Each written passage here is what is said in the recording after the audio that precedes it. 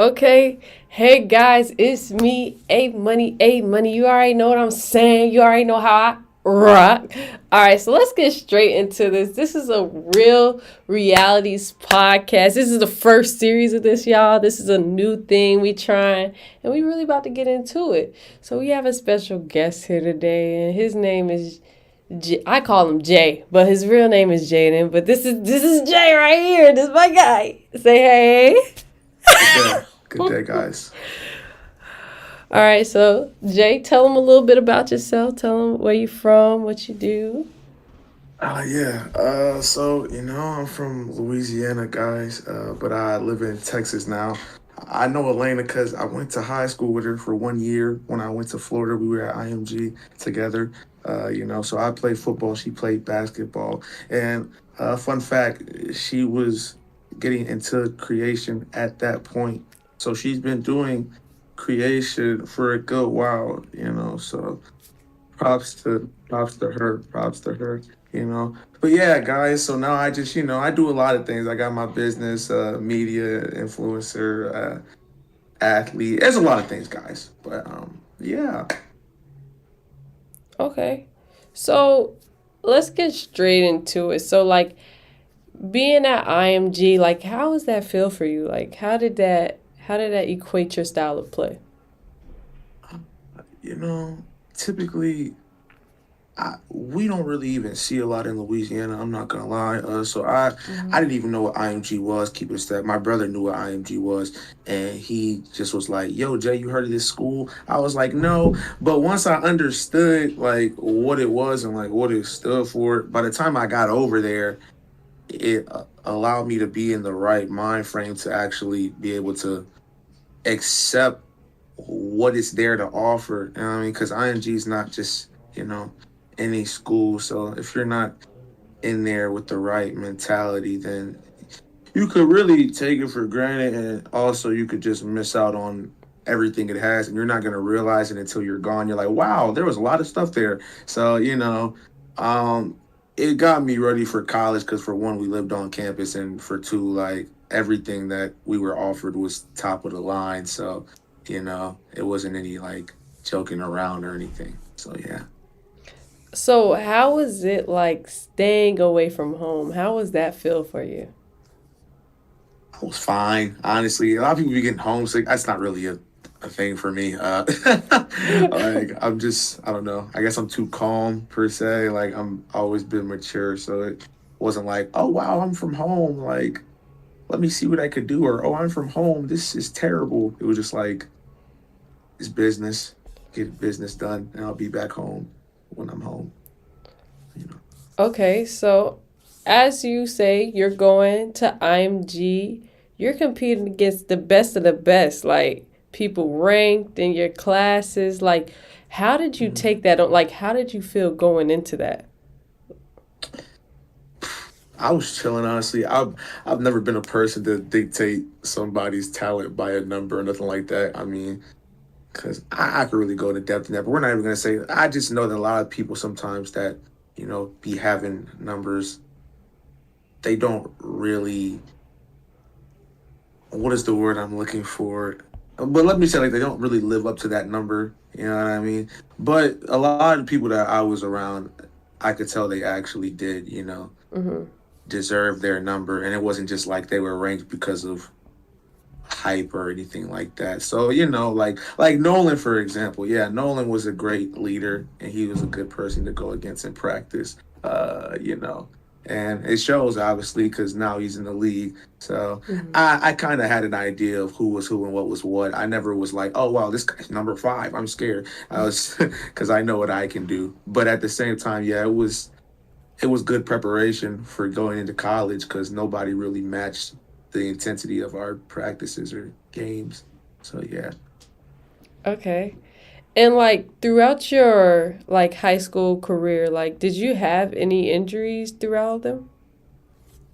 yeah, I tore everything in my knee actually when I was over there at IMG. That was my first ever injury. So for that to be my first injury and to be so major, it would have probably set a lot of people off. They would have not known what to do, stuff like that. I didn't start getting like flabbergasted though. I was just kind of like, okay.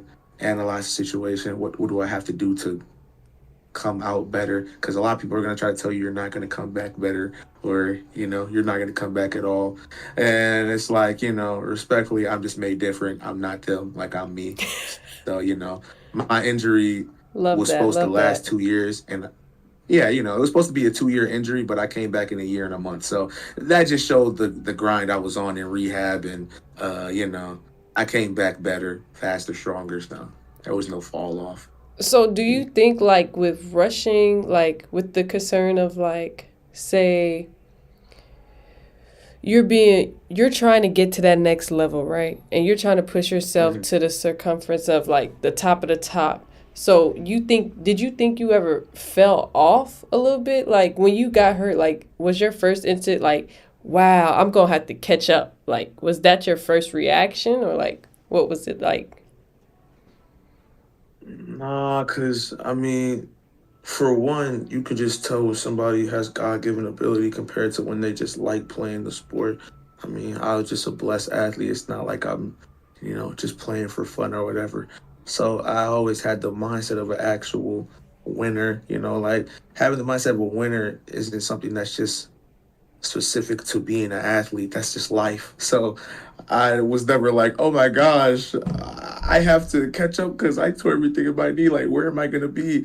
I was by the time I came back, I never had no unconscious stigma in the back of my mind. Like, I have to be careful because I don't know if I'm gonna re-injure or nothing like that. Like, I just literally worked the same, if not harder, uh, with the injury, and that was what even allowed me to get back to not only, I mean, where I was, but past where I was. The goal is never to just get back to where you were, it's to get back better. So, I mean, I got back 2 times what I was when I left. So, yeah, I don't think there was a fall off. Okay. So, like, the experience, like, of the level of pain you were in, do you even remember, like, when it first happened?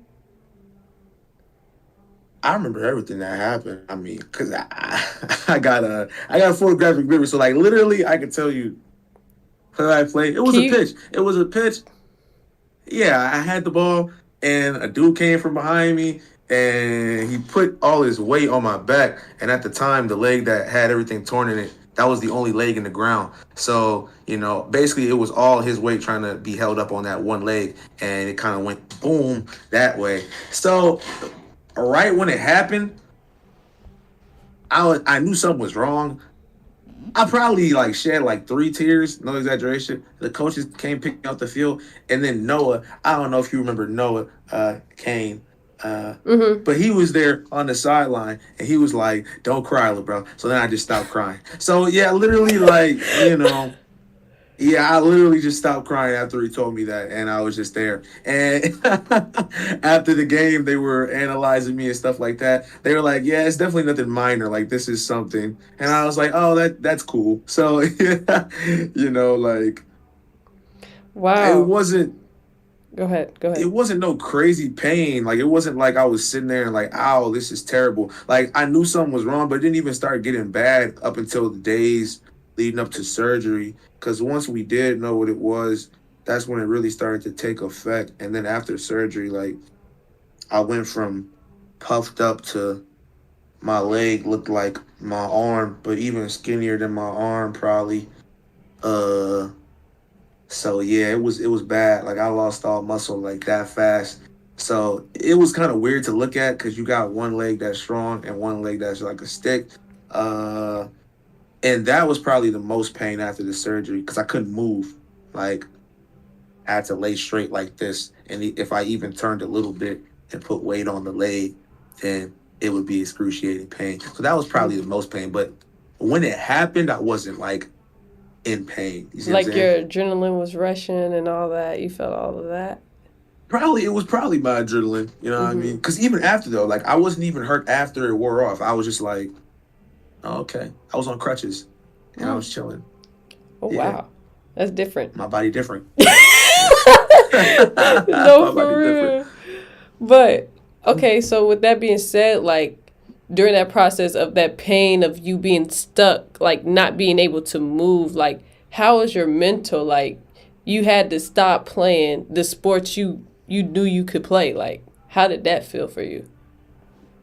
Yeah, no, like I mean, you know, Truthfully, it was truthfully. big. Yeah, no, I mean it was bigger for me because I mean, like I said, it's God given. So like people that know me my whole life was telling me like, "Oh yeah, you're in the league, Jay." Blah blah blah. Like you know what I'm saying. So you a kid, you don't really know nothing but what people tell you that you grew up around. So my whole life, I just had in my mind I was gonna be an athlete. So to have it taken away, I was just looking like, oh, what do I do now? Like it was a sense of looking for identity per se. But it was never like I got down, nothing like that. I was never like, oh my gosh, this is terrible. It was more just like, uh, what do I do now? Because the one thing people tell me I was going to do forever, I can't even do at this moment. So it made me realize there's more out there than just one thing. Just because people say you're going to do one thing don't mean that that's all you can do. Your Yeah, identity lies in who you are, not what you do. So that that's was true. big. A big awakening for me, and that was really probably when I changed like the whole course of my life, just in general, honestly. So but my mental was always cool though. Yeah. Okay. So with that, with as you said, like you went through a part to where it was like confusing, like who are you, like finding out who you are, like how long did it take you to like realize that there's more to life than just football? Like what did you do? What steps did you take? And like how did you maneuver yourself from being in that stuck position to being a, oh, this is what I'm on next. Like I have bigger and better plans. I mean, for one, it's soul searching. Like when you talk about finding your identity, that's deep within. You're not gonna find that through no worldly things. So it's like I can't ask nobody who I am, but they're not gonna be able to tell me they're not me. You know what I mean? I had to ask myself like hard questions. I had to talk to God, all those things. You know what I mean? And it was through those conversations I was even able to kind of get an idea of what I wanted my roadmap to be like going forward outside of sports, just in life in general. Uh, you know, so I think with that, like I said, the first step is just communication with you and communication with God, just to like get a fullness of understanding of where he has you going compared to where you think you should be, because everybody thinks they know where they should be going, but it may not be time for you to be there. So like when he told me just get through the rehab first, don't worry about nothing else first but the rehab, then everything else gonna take care of itself. I was like, oh, okay. So focus on one thing at a time. So many times I think like people try to get to everything, and that's what kind of throw you off course. So it was just me understanding that I could only literally do so much at this point in time. Like I can't rush the process. You know what I'm saying? As much as I want to get back, I have to be comfortable with the journey of this rehab. The journey of the rehab was really the journey of finding me. You know what I'm saying? It built patience. It built character. You know, and I think those are just the steps with anything in life in general. Like you said, like what are the steps? Like find out your journey. Don't try to dictate the time that you get a certain spot. Just dictate what you do with the time. That's how you going to guarantee that the line maintains straight and you don't go off path. So yeah, like, that's what I Okay. say. Okay, that was cool. That was cool. But like, I have another question though. Like, with like that next level, like getting to that next level of going to college, like, how did this? What weighed on you? What was your pros and cons of going to college? Like, give me a little background of like, how'd you get to where you got? How many offers you had, and like, how'd you get into all of that? Well, I got hurt. I had like 6 offers because prior to the other reason I heard of IMG, because we was actually going to play IMG at the time. The school I was at had Justin Jefferson, which I'm pretty sure everybody knows, and the number one running back in the nation. So we was gonna play IMG because of those facts, but it ended up getting canceled. And Oh. yeah, it was in that when you talk about like going to college, the pros and cons and all that, it nothing really phased me about going to college because I had already really been around the best of the best from the beginning. So it was like really college was a downgrade, honestly speaking. And that's not even like disrespect to where I went. It's just that it's the reality of the situation. Like, you know, so the cons was that and also dorm life. Dorm life sucked. Dorm life was not the Could greatest. you say what college you ended up going to? Oh, man, I've been at three different spots, but the first college I was at in my freshman year was Abilene Christian. That's an FCS D1. So like we played people. We played Baylor. We played TCU. People like that. You know what I'm saying? So Okay. it was it was cool because it's first year. Like, of course, it's always gonna be different. Yes, Mhm. regardless, it's still college. Like, the life in general. Like I said, you living on a different campus now. It is still a bigger campus now, and the concept of higher level classes that you got to be concerned with while keeping up the athlete life. Getting the film, getting the practices. Like it is a lot if you don't know how to manage it and how to schedule things. Like we talking about waking up at 5 every morning. Like so Yeah, that's something that was different. yeah, that was definitely like it could be a con for a lot of people, but it wasn't a con for me because I've always been scheduled. So like really the only cons fell in from an environment sense, but nothing like in terms of big changes with me necessarily like having to 180 everything I was doing and get on this whole new lifestyle train. You know what I'm saying? Like I was always where I need to be when I need to be there. And like when practice came, I was doing 100%. So, um, you know,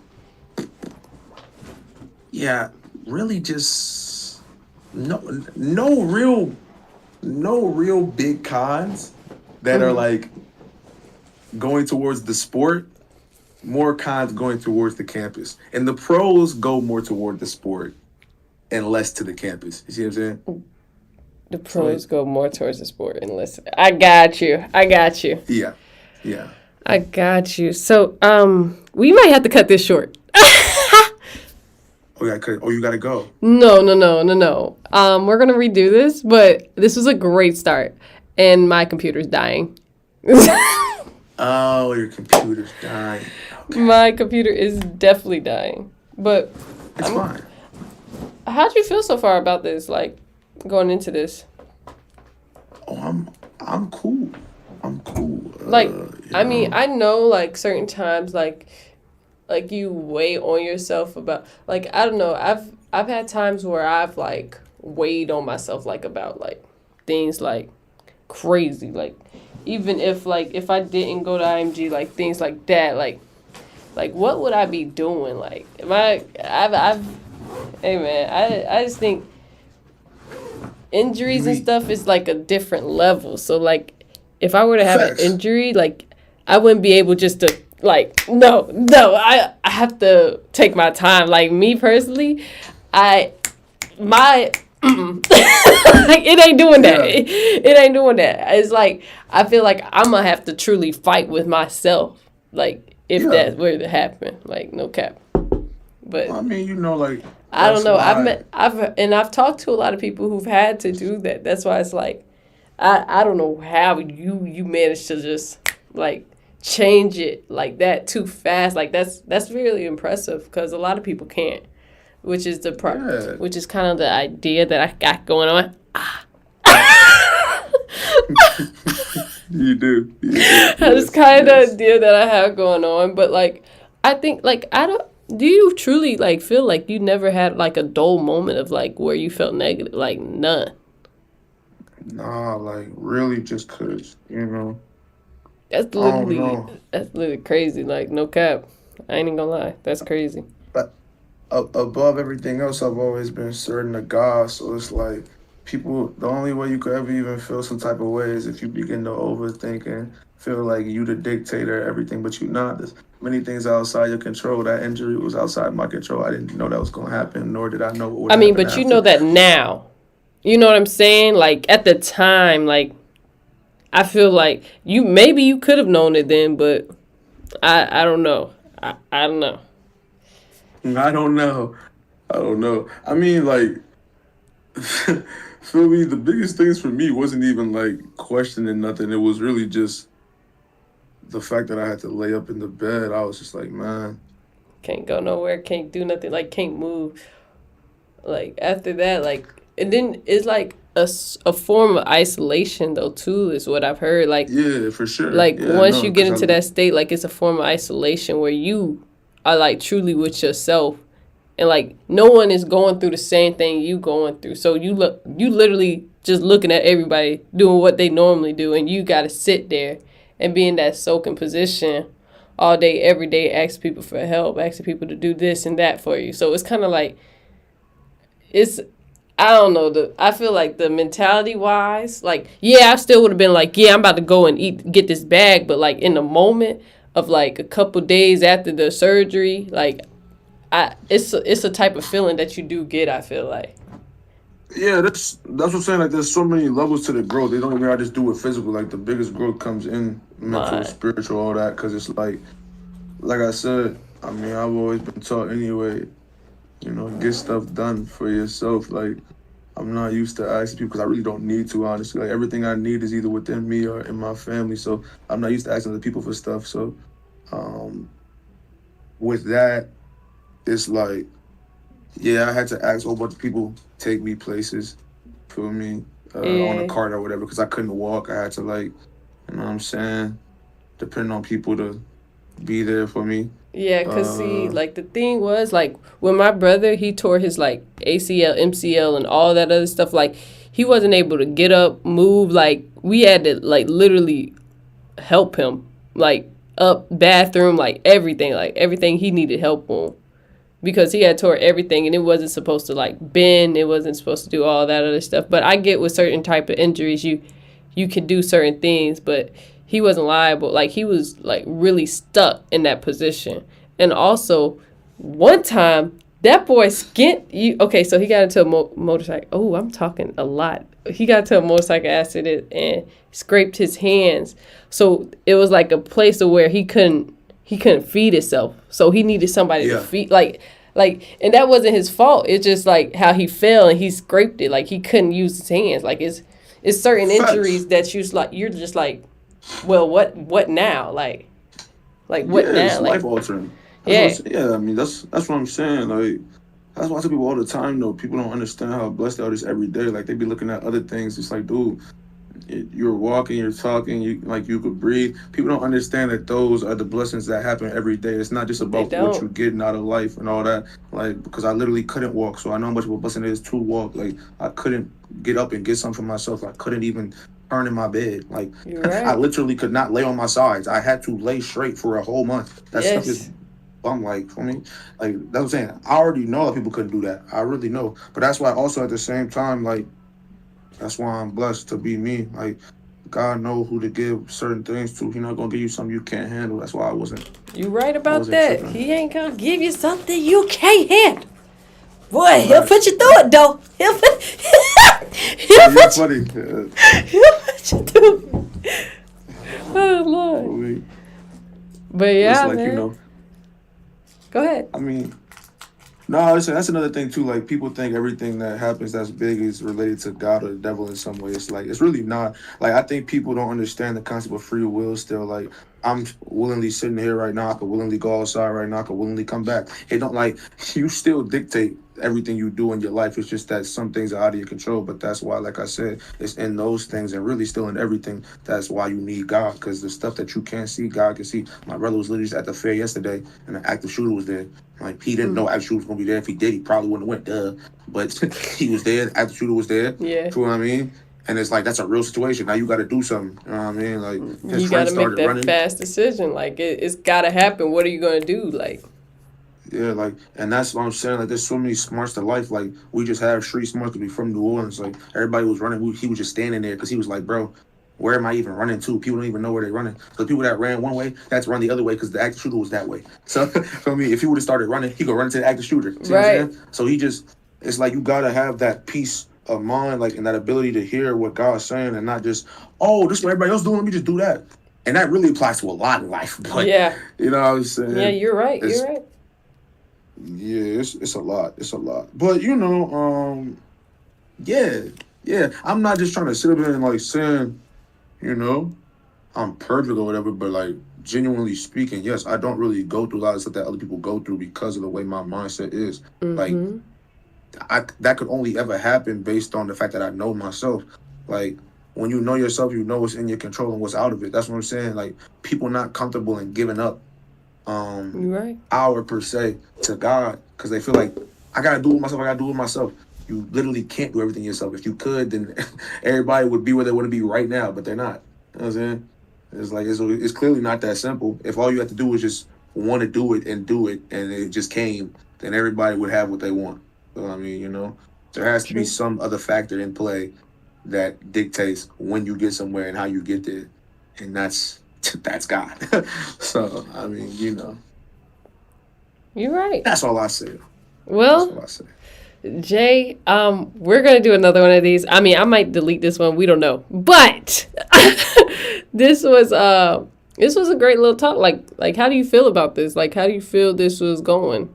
How do you feel like this convo went? Like, do you feel like good? Like, how you feel about this? It's cool. I think I think people try to force stuff, especially when it comes to creation these days, because everybody try to mimic what they see and they feel like, oh, it's so simple. I could just do it like they did it, and I'm gonna be somewhere. It's like, bro, for one, you don't see how long people been doing something anyway. So for you to just Facts. assume that just because it's your first time seeing them, that's how long they've been doing it. I mean, it's not how that works. So I'm saying that to say though, like in terms of this podcast, cool, this is our first podcast, but like is when you just relax anyway. That's the whole point of a podcast, regardless. Mm-hmm. Let conversation flow. Like, yeah, you can have leading questions to get you to a certain place, but even then, after that, like, it's just your job to have the awareness of the environment, the conversation, where it's leading, and knowing when to let who talk, how to talk. There's so many factors that go into it than just I'm gonna hop on with this person, ask a question, and he's gonna answer and we're gonna move. Cause like there's a lot of times if you just look it up, I mean that there's awkward podcast moments that people don't vibe, people don't Yeah, have the I just seen a same couple of mindset. bro. Yeah. What you saw? What you saw? No, bro. I seen that podcast of that lady with the OF and this Jordan. You What's talking about what's her name? Some she look she's in the darker skin tone. I don't know what she is. okay, okay. But she was talking to this OF girls and she was telling them like it she taught me something. I was looking at her like, dang, hold up. Older lady? Like older, she pregnant right now. Glasses? I don't know if she got. Let me look her up. Let me look at her. Cause I'm like I might know who you talking about. Like I might know who you talking about. Oh, mm, that mess is crazy. I was looking at that the other day, and I was like, mm. But she like talks at schools. She talks at schools. Okay, okay, okay.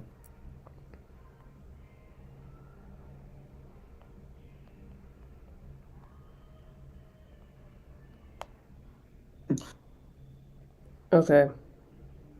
Oh wait, no, no. What's her What? name? Oh my God, it's not popping up. It's not popping. Yeah. Hold on. Let me look on YouTube real quick. Nah, you'll get it. You'll get it. I am. Oh yeah. I just gotta be a good life. Good. Candace Owens. Oh, Candace! I love Candace. Yo! I love I was Candace. watching her the other day. I was like, oh my God. Like, that was my first time watching her. I was like, Yeah, no wow.